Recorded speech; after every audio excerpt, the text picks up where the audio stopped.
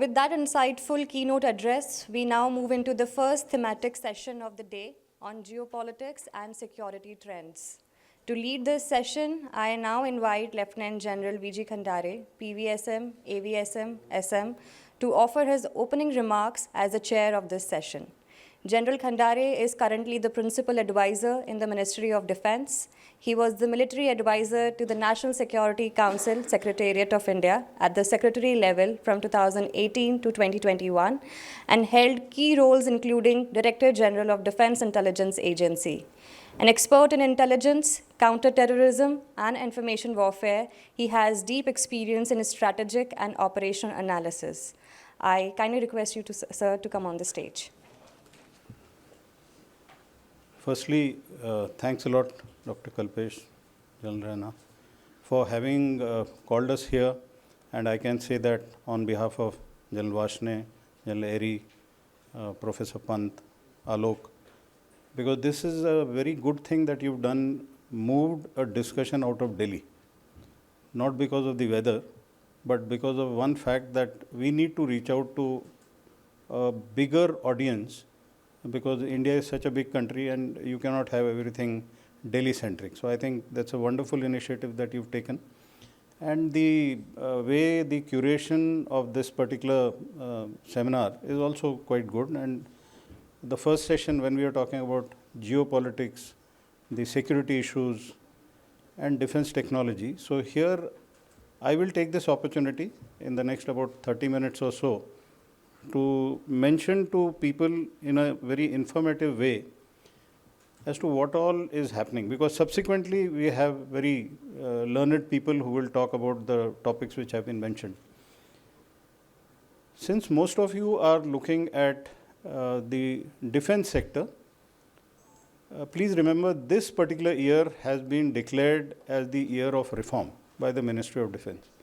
So the ministry itself has declared, because there is a realization that reforms are required. So on 31st December 2024, Honorable Raksha Mantri Rajnath Ji, when he called all the secretaries of the Ministry of Defense, his direction to them on the eve of the new year was very clear, that the year 2025 is to be considered as an year of reform.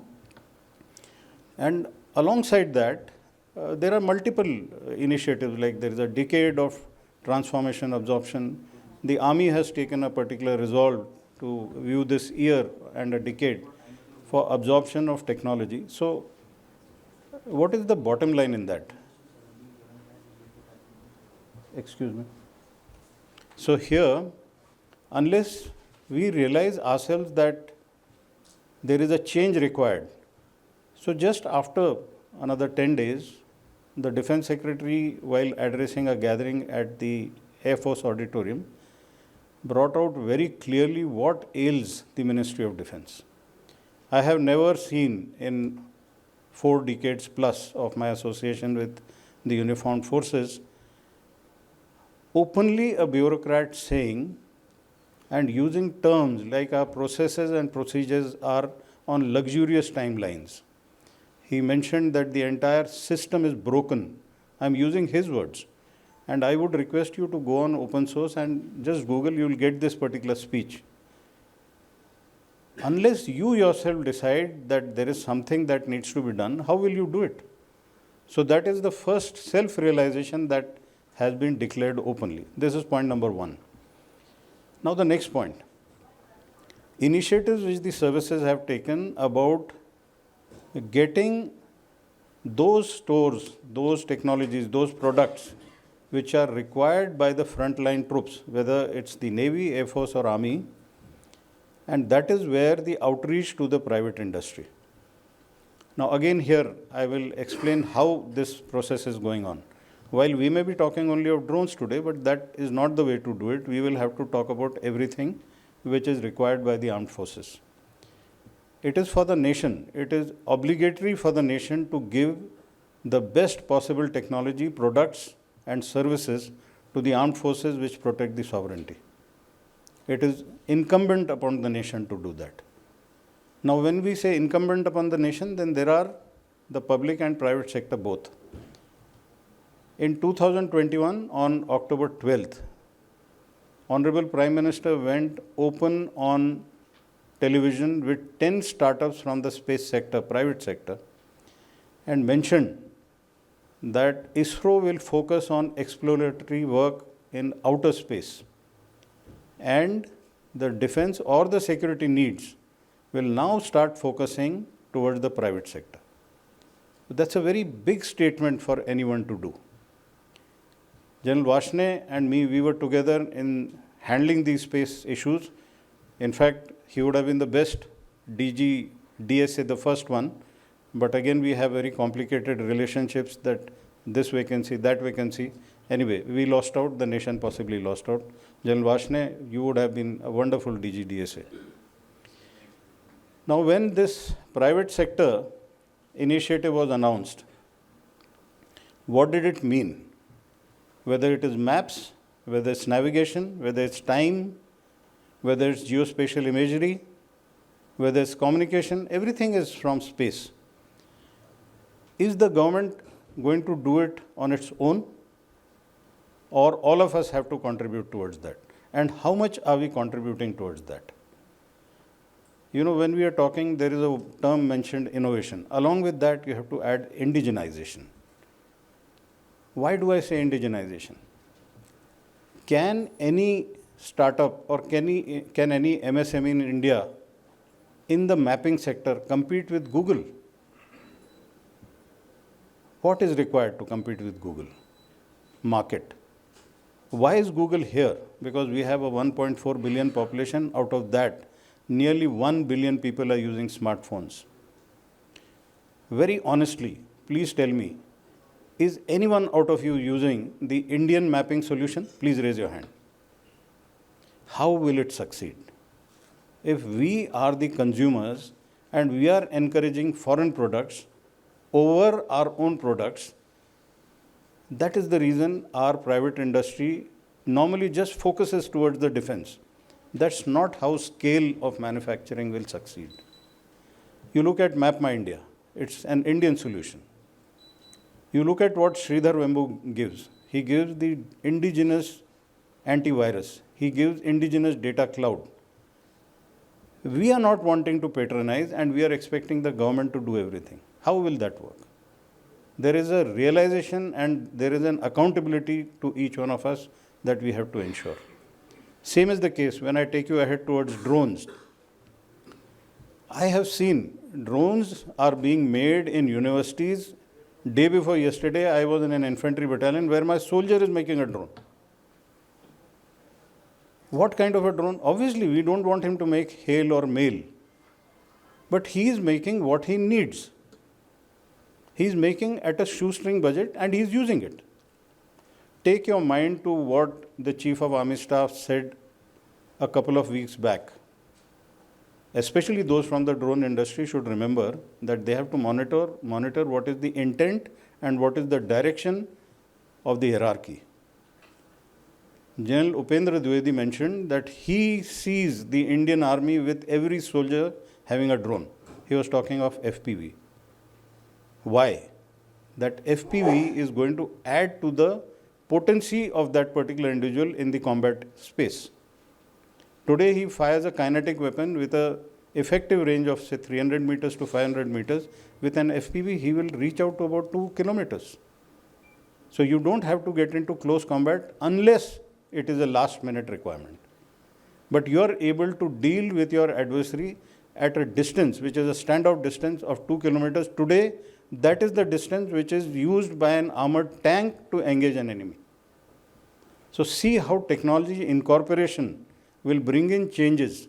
So while we keep talking about changes in warfare, changes in methods of engaging the enemy, or methods of keeping the enemy away and ensuring deterrence by strength. So technology adds on to the strength. So that is how we should be looking at, and I do not blame anyone because the system is such that the designer, the incubator, innovator, the developer, the production agency have limited knowledge about how combat actually takes place or how it would take place in future. This is where a whole of nation comes up, and whole of nation involves cross-pollination of people, ideas, and experience. So when you have veterans, when you have people who, and please don't look at veterans looking at me that I'm 67 years old. We have short service officers coming out with experience. And if they are integrated into the private sector, they are the ones who will be able to tell you exactly how we fight or how we should be fighting and what is lacking. And this is the singular advantage that we see in Israel. Why is it called a startup nation? After 2 or 3 years of conscription service, when the individuals come out, boys and girls both, after a brief respite in India, in Himachal, they go back and they are embedded into these startups or they start their own startups. So from the point of initiation, they are straight away a contributory factor in that industry. Such an ecosystem will have to be made. What is the issue with us? Every time a startup or an MSME is looking at a veteran, they are looking at him to get orders. Believe me, I am telling you with my experience, a man who has quit uniform is the worst salesman ever. But he is a very good mentor. So please don't waste your energy, time and money on that, but use him for mentor because that will stand you in good stead in the longer run. Now let me also focus something at the national level. There is a singular mission of Viksit Bharat 2047. And in Viksit Bharat, there are a whole lot of verticals which have to be developed. Economics has to be developed, political stability has to be ensured, intellectual priority has to be given, your commerce has to grow, your energy sector has to be stable. So many things are required there. And each of this vertical, each of this domain which is required in your comprehensive national power is vulnerable. And that is where non-kinetic warfare has become very important today. Every resource has got weaponized. There are myths which have been busted. We all grew up being told that the era of warfare is over. I am still looking for those strategists who said this. You look at the wars which are going on, you look at the conflicts, years on year, it is just going on. We grew up being told that before the war starts, you will get clearly 2 weeks of warning time. There is no warning time. You look what happened in Doklam, you see what happened in Galwan, there is no warning time. We were told there is full transparency of the battlefield. We have a long way to go to achieve that. One of the biggest bogeys was, if there is a war and if there is a war between or where nuclear powers are involved, the international community will intervene and stop that war. The international community definitely will intervene to sell weapons to you. And that is where indigenization is important. So unless we all put our shoulder to the wheel, the indigenization in the form that we desire will not happen. What is the meaning of that? General Vashne mentioned about initiatives which have been taken, IDEX. We expanded that to Aditi, where there are important initiatives in sectors of space and cyber which cannot happen in the amount that has been promised. So we brought in Aditi for a bigger amount. That is one part of it. In addition to that, the kind of linkages that we've had now to think tanks and academia, and practically at every place, our training establishments and our formations are increasingly linked up to the academia. So there is again cross-pollination of ideas and cross-pollination of expertise. So there is experience at one place, expertise at another place, and we have to grow together, and that's what has been happening. More of it will happen and more of it should happen. When we talk of technology, along with technology and products, there is a requirement of human capital. We talk of human resource is just a resource, but by the time it becomes good, it becomes capital. So we are interested in human capital, and that can only happen when we have people training. In China, the non-commissioned officers are training at a very fast pace. In our case, we are doing it ourselves. But now there is a lot of thought and a lot of action also that whether it's officers or whether it is non-commissioned officers or soldiers, everyone has to be expert in the same field and the same skills that are required. Skills which are required today are quite different. Earlier when we spoke of a military conflict or a national conflict, people thought conflict meant only military conflict. People thought the only response would be a military response. That's not the case. There are many multiple domains where responses happen. The era where we said war will be declared, no wars are declared, but wars continuously are fought. You look at cyber domain. Nobody declares, nobody knows, but wars are on. Cyber wars are continuously on. Environmental wars are continuously on. Energy wars are continuously on. No declaration takes place. And you have to be good at understanding how such a scenario unfolds, and you have to take a lead in that. Recognizing that the domains of warfare were changing, somewhere in October 2018, the government declared that the armed forces would have a defense space agency, a defense cyber agency, and armed forces special operation division. Now, this is where a lot of private sector is involved and the private sector is doing a lot. In Hyderabad itself, there is an organization, DSP, which is working along with DSA, which is deeply engaged with the private sector and finding solutions as to what the nation requires. When we talk of DSA, DCYA, and now the drones have come, and the drones have come at such a speed and such a scale that a single drone is not being talked of. The entire lot of huge mushroom. So, how to use the technology is where things change, and how we are going to integrate and fuse, synergize all these sources. So, if you have ground sources giving you surveillance, then you have drones which give you surveillance, then you have your aircrafts and helicopters which give you surveillance.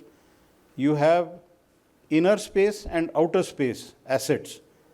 Now, all these have to be fused together and in a manner of seconds, not even minutes. And it has to go and reach right ahead. There was a period when all these things were residing in Delhi. Now we are saying no, it has to go right forward to the user. And the kind of communication revolution, what you've seen, what Elon Musk did, such revolutions in military affairs are ensuring that the era of status quo or the era of slow growth has to change. So where we are now aiming at is to see what is customized for us. It cannot be a Western model. It cannot be a Chinese model. All of us are told that there was a famous saying by somebody, know yourself and know your enemy. That somebody did not tell us. That was our own knowledge, our own itihas. Our ancestors, forefathers always spoke of Atma Bodh and Shatru Bodh. You don't have to start copying what is going on in the West. There is a lot that is here. We have to just discover it and move ahead. So whatever we are going to do hereafter, we have to customize our own requirements. And this is my small little urge to the industry. If you don't have something, acknowledge it. But please don't tell us that it is yours while you've done white labeling. And then there is a part which is discovered to be Chinese.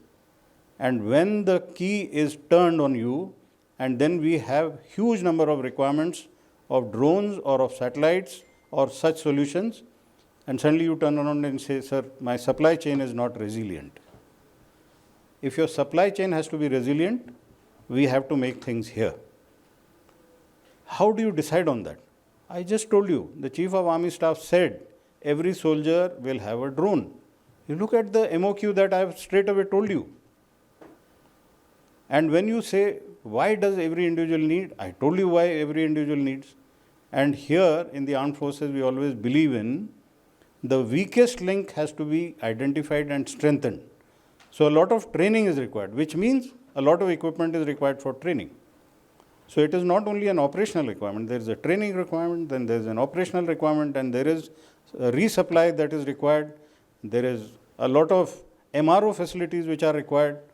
So there is a whole area which is open to you. It's only a question of how you are able to realize that. When the nation says Surakshit, Viksit Bharat 2047, I am adding Surakshit to that. If you have Viksit but not Surakshit, then your future or our future is going to be the future of the past. Again enslaved. Because if you stay idealistic and you're not able to protect what you're developing, then somebody else will come and occupy that. And that's what has always happened here. So we have to grow and we have to be secure. Unless you do these two things, you will not be able to take the country to 2047 goals. Now, somebody will again say, sir, in between there are roadblocks and there are activities and there are events like what happened in Pahalgam. Yes, a very tragic event. Our heart reaches out to all the families.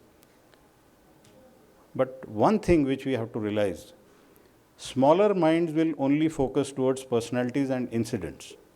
But enlightened minds will absorb these incidents and events, overcome the personality deficiencies, but always focus towards the overall concept of 2047. So that is how we must focus on making India great, because that is what we owe to our future generations.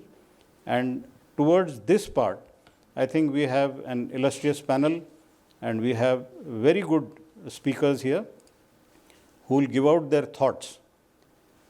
Please absorb all those thoughts, and we have a very good time frame also, and I think I must thank the organizers for giving us enough time where people can hear and then we can ideate also. So with this, I will stop here, and maybe in between also I will intervene. Thank you so much. All of you, please have a wonderful session. Jai Hind.